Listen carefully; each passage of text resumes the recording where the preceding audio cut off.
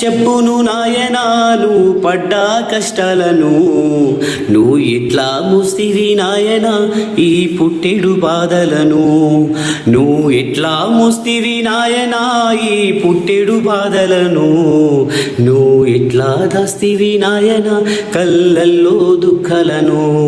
ఎండవానలా లెక్క చేయక గుడ్డు కష్టం చేసినవే, కానీ నీడ పట్టున మమ్ములను నిమ్మంగా సాగినవే. మీ రుణమైతే తీరదు నాయన కన్నీళ్లతో కళ్ళు కడిగినా, మీ రుణమైతే తీరదు నాయన బతుకంతా నీ సేవ చేసినా. ఎట్లా చెప్పును నాయనా నువ్వు పడ్డా కష్టాలను, నువ్వు ఎట్లా మోస్తివి నాయనా ఈ పుట్టెడు బాధలను.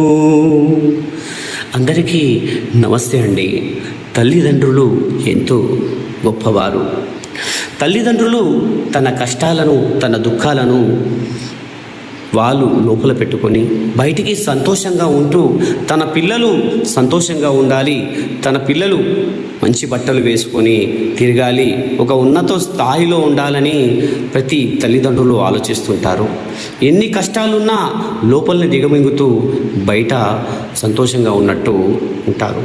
వారు పస్తులు ఉండి తన పిల్లలకు కడుపు నిండా భోజనం పెడతారు.